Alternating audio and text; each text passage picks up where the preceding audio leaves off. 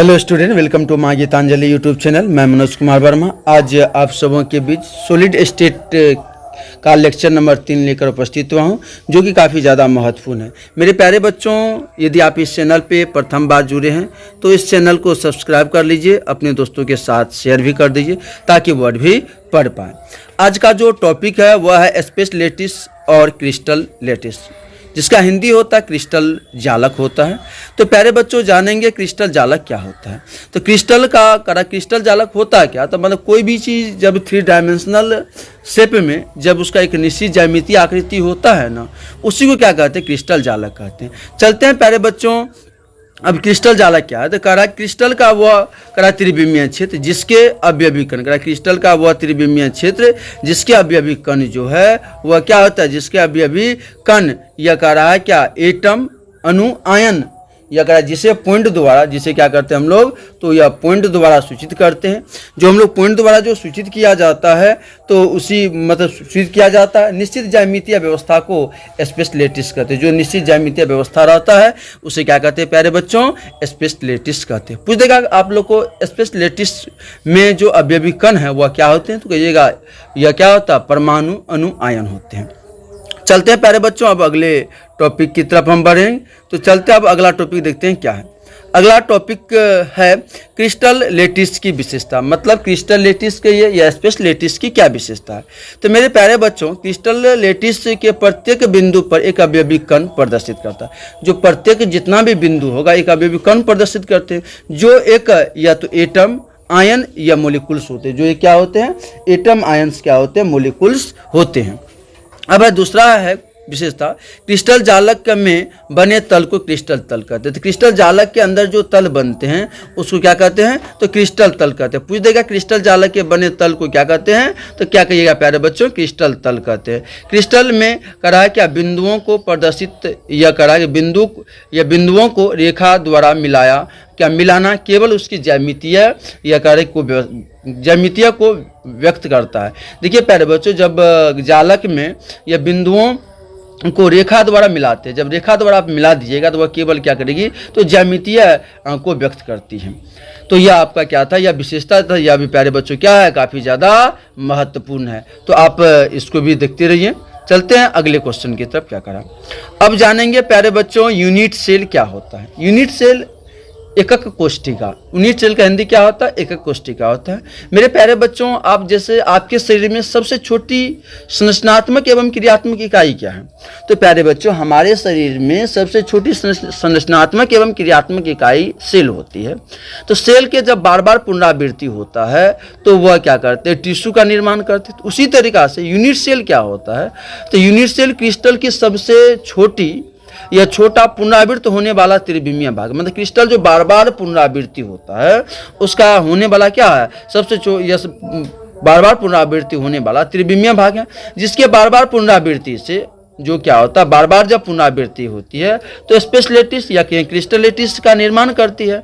जो space lettuce या crystal lettuce का जो निर्माण करता है प्यारे बच्चों, उसी को क्या कहते हैं, यूनिट सेल कहते हैं। पूछेगा आपको यूनिट सेल क्या है, तो क्या कहिए, क्रिस्टल का सबसे छोटा पुनरावृत्ति होने वाला त्रिविमीय भाग जिसके बार बार पुनरावृत्ति से, मतलब एक के ऊपर एक या बार बार पुनरावृत्ति होती है, तो किसका निर्माण करता है, क्रिस्टल लेटिस या स्पेस लेटिस का निर्माण करता है, जिसे क्या कहते हैं प्यारे बच्चों, तो यूनिट सेल कहते हैं। चलते हैं प्यारे बच्चों, यूनिट सेल से अब आगे बढ़ते हैं। अब है यूनिट सेल जो है क्रिस्टल का निर्माण करता है इकाई। यूनिट सेल क्या है, जो क्रिस्टल जो है उसके निर्माण करता इकाई है।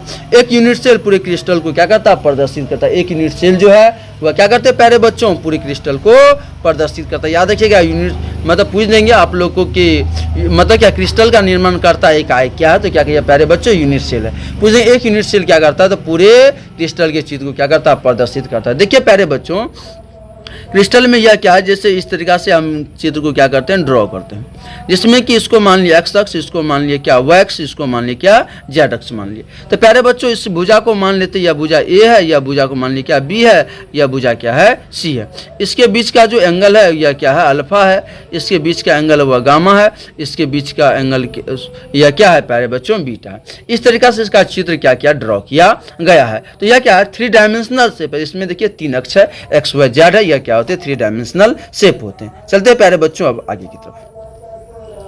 अब है कि पूछा कहा कि एक्सियल लेंथ क्या होती है, तो यह क्या होता है अल्फा बीटा एक्सियल लेंथ जो है ABC होता है। एक्सियल एंगल क्या होता है अल्फा बीटा गामा होता है। पूरी जगह की यूनिट सेल की पहचान कैसे करोगे, तो कहना कि यूनिट सेल की पहचान जो है ना मतलब क्या अक्षीय लंबाई और अक्षीय कोण से होता है, मतलब एक्सियल लेंथ और क्या होता है तो एक्सियल एंगल से होता है। पूरी जगह यूनिट सेल की पहचान किससे होती है, तो क्या कहिए प्यारे बच्चों यूनिट सेल की पहचान अक्षीय लंबाई और अक्षीय कोण से होती है। चलते हैं प्यारे बच्चों अब अगले टॉपिक पर। अब है 7 क्रिस्टल सिस्टम क्या होता है। 7 क्रिस्टल सिस्टम जिसका हिंदी होता है 7 क्रिस्टल या क्या होता है सिस्टम होता है।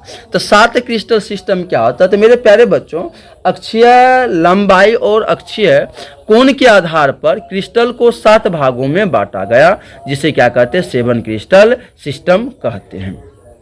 तो करा क्या यूनिट सेल के अक्षीय या करा लेंथ और क्या होगा अक्षीय एंगल के आधार पर क्रिस्टल को 7 भागों में बांटा।